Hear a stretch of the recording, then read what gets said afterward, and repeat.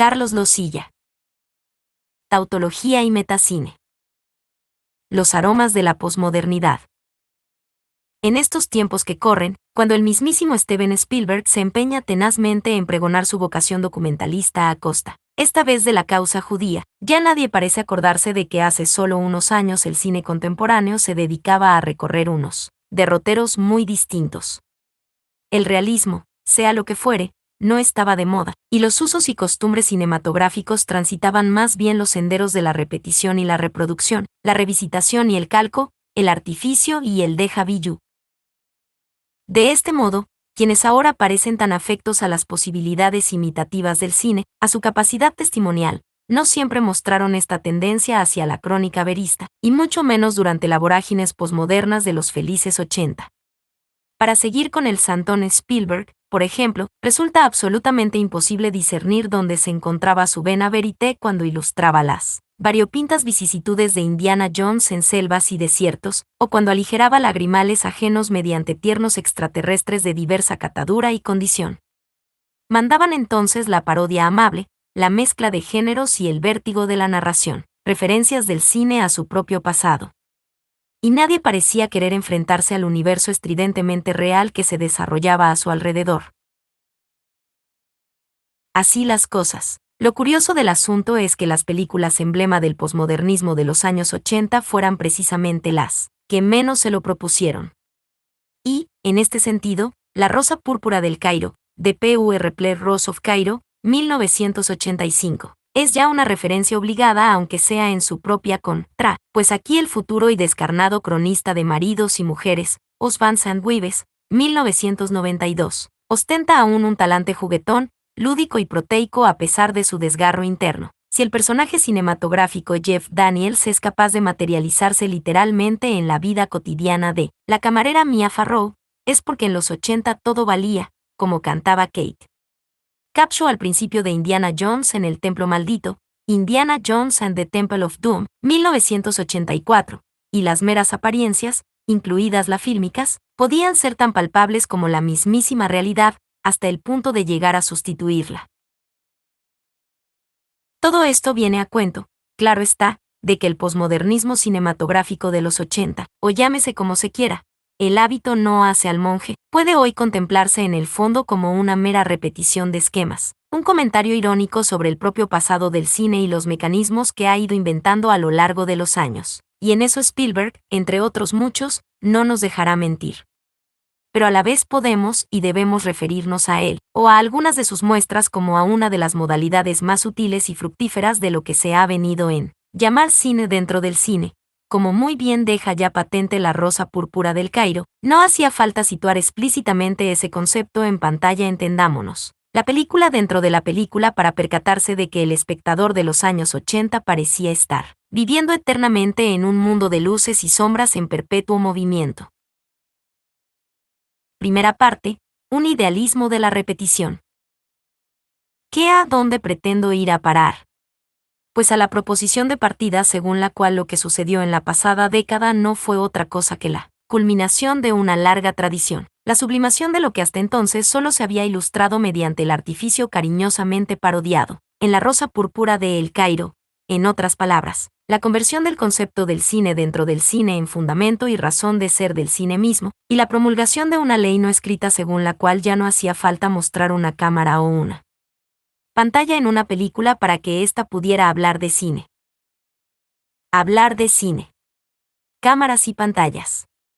El proceso seguido a lo largo del tiempo por este acto autorreferencial había sido largo y sinuoso, uniendo indefectible y constantemente ese concepto a esos objetos, y quizá por eso su discurso en muy pocas ocasiones se había movido de los límites ya definitivamente establecidos y fijado en los 80, el enfrentamiento entre lo real y su réplica, entre un universo de ilusiones, óptimas, y lo que pretendía reflejar, oposición escindida a su vez en dos situaciones concretas y características, a saber, el discurso sobre el mundo físico del cine ante todo Hollywood, y el discurso sobre la realidad y la apariencia. No es cuestión ahora de hacer un repaso, por sucinto que sea, a la presencia de esas dos modalidades a lo largo de la historia del cine. Ni el espacio ni las características de estas líneas lo permiten. pero déjenme, en su lugar, instaurar una especie de hilo conductor, aquel que podría ir, pongamos por caso, desde el sólido primitivismo de espejismos, Show People, 1928, de King Vidor, hasta la desbordante sofisticación de 2 semanas en otra ciudad, Two Weeks in Another Town, 1962, de Vincent Minnelli. O en otras palabras, de un vigoroso relato del Hollywood dorado, a su propio reflejo en un universo ya decadente y marchito, donde importa más la sombra que la propia figura que la proyecta, la apariencia que la realidad que la sustenta.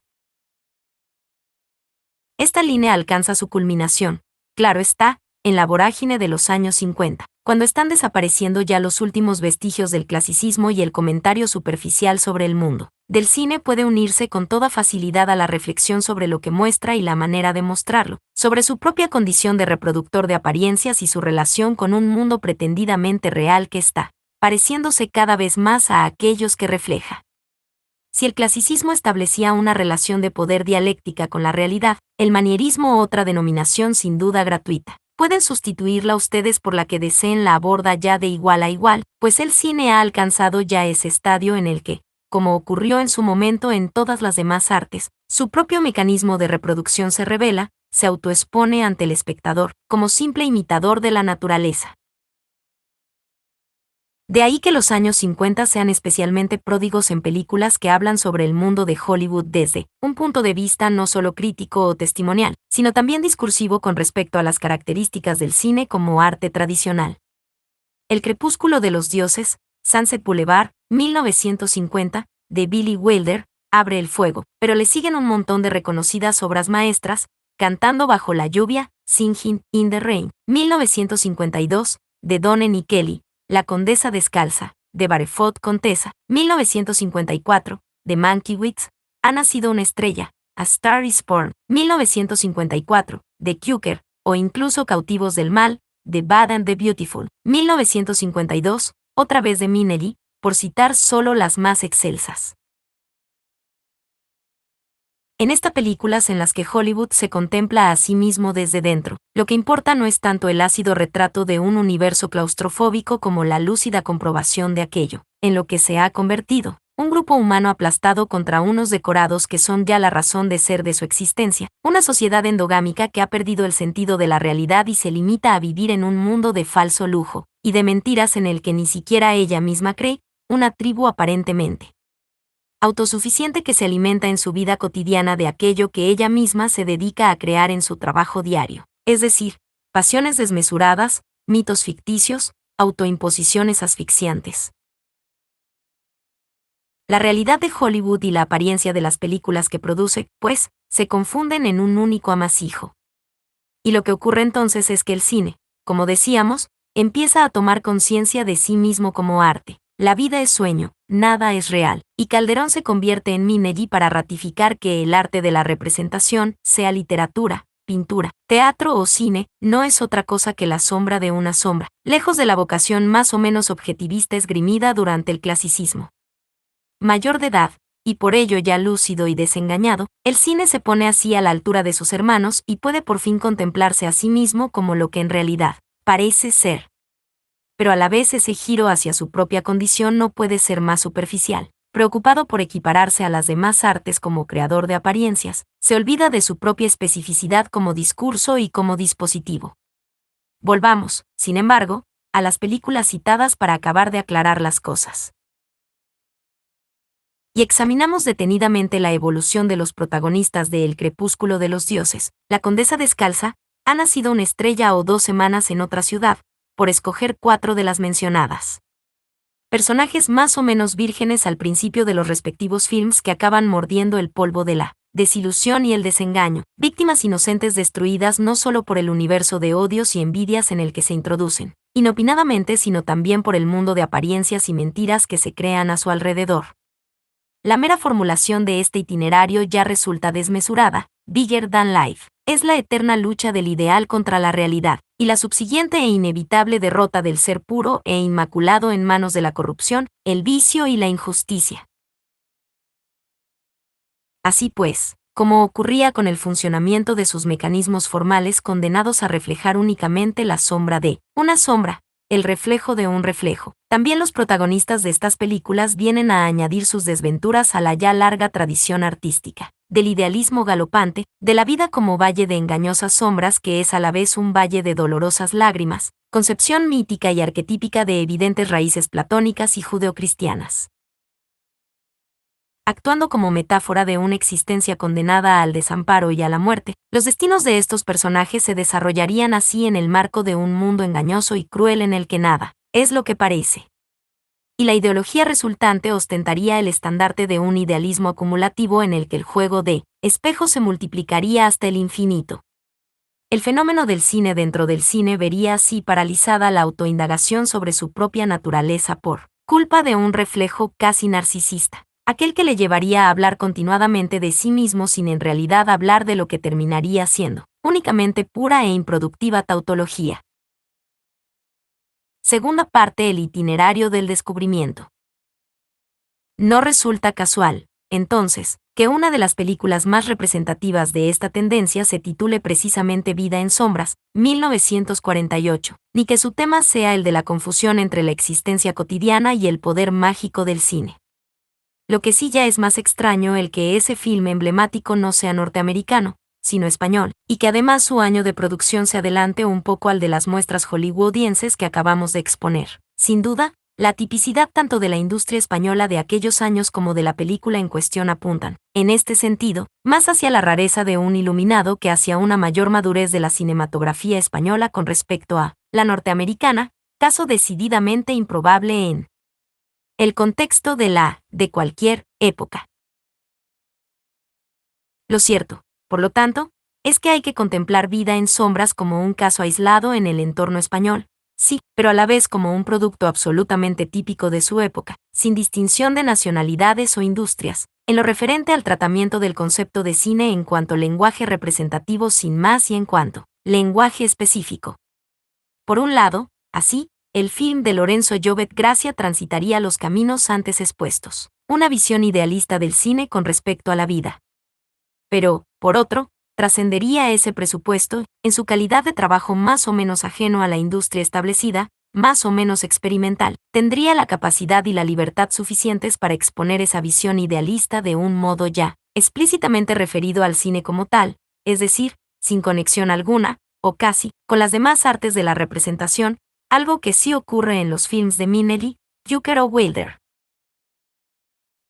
Empecemos por este último ítem, puesto que parece ser el más novedoso. Vida en sombras es la historia de un cinéfilo, Fernando Fernán Gómez, finalmente convertido en cineasta. Y en este sentido la película utiliza el discurso del cine dentro del cine desde un punto de vista muy parecido, estructuralmente hablando, al de, pongamos por caso, ha nacido una estrella. La entrega total y absoluta del protagonista al universo cinematográfico supondrá su propia perdición y la de sus seres más queridos, incluyendo a su esposa, muerta durante la Guerra Civil mientras él se dedica a filmar los primeros combates callejeros en la ciudad de Barcelona.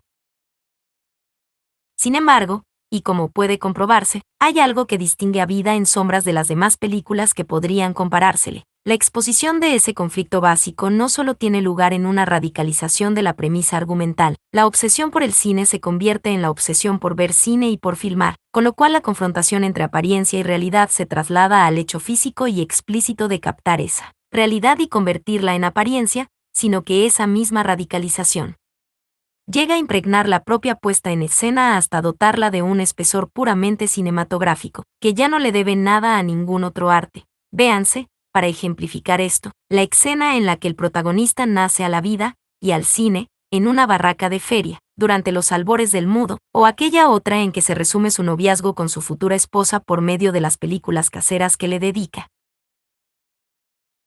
Este tratamiento casi vanguardista de la puesta en escena, no obstante, choca frontalmente con el discurso central del film, pues no hay en él un abordaje del asunto expuesto en términos lingüísticos, sino simplemente una reflexión existencial sobre el tema. El cine entendido como un proceso casi mágico que va desde el descubrimiento de la realidad y de la vida, el mundo exterior, la amistad, el amor, hasta su propia aniquilación, la muerte de su esposa, culminando todo ello en la redención final, precipitada por una angustiosa visión de Rebeca, 1940. y por el convencimiento de que la creación de imágenes es en el fondo una recreación de la vida.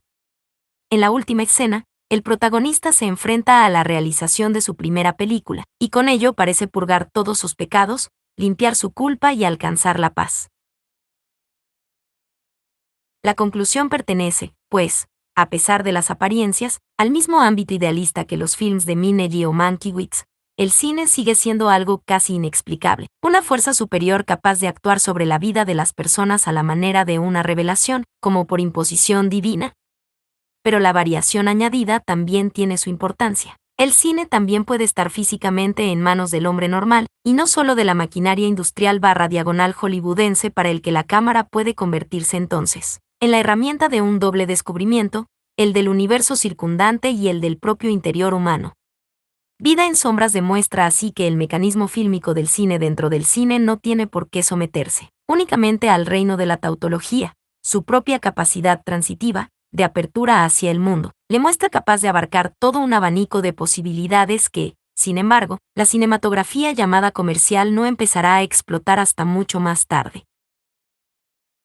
En efecto, el proceso que va desde el tratamiento del cine dentro del cine como puro idealismo tautológico hasta su aprehensión como mecanismo de conocimiento del medio y de la realidad, de comentarios sobre el propio arte y su relación dialéctica con el exterior, es en realidad un itinerario, como bien se encarga de formalizar Vida en sombras que debe pasar forzosamente por el cine entendido como descubrimiento del efecto de las cosas en uno mismo, etapa inmediatamente previa a la del cine. Entendido como descubrimiento de las cosas en sí mismas, que es hacia donde parece dirigirse el cine moderno. Y este trámite del subjetivismo al objetivismo, del idealismo al materialismo, de la tautología al metacine, en lugar alguno aparece más diáfanamente reconstruido que en una peliculita aparentemente pequeña, incluso nimia, que en realidad es una de las grandes obras maestras, a pesar de sus claras deficiencias del cine dentro del cine, Un espía en Hollywood, de Rand Boyd, 1961, de Jerry Lewis. Hay una escena en el film que resume perfectamente las intenciones de su discurso. Hacia el final, el chico para todo Jerry se persona en un plató de la Paramutual Pictures para la cual trabaja, en el que se está celebrando improvisadamente el cumpleaños de una estrella particularmente ridícula. Su misión, reciclado esta vez de camarero, es abrir una enorme botella de champagne que servirá, evidentemente, para mojar el evento. Casualmente, las cámaras que poco antes estaban rodando una escena con la estrella continúan ahora filmando el acontecimiento, sin duda con destino a algún noticiario de la casa. Y en esas estamos cuando Jerry intenta abrir el botellón, y claro está, su habitual torpeza provoca la catástrofe. Interminables litros del preciado líquido se precipitan sobre los presentes incluyendo a la patética diva, en una imparable lluvia de champaña. La cámara, la de Luis director, retrocede entonces lentamente y nos muestra una pantalla y una sala de proyección. Los ejecutivos del estudio y un director neoyorquino, recuérdese a Cassavetes, están contemplando la escena, casualmente filmada, y partiéndose de risa. Ante las protestas del presidente de la compañía, el director neoyorquino inicia un discurso sobre la espontaneidad y la captación de la realidad en el cine. Los tiempos están cambiando, y Jerry representa esa modernidad que quienes admiran a la artificiosa diva no pueden entender. ¿Qué ha ocurrido? Es muy sencillo.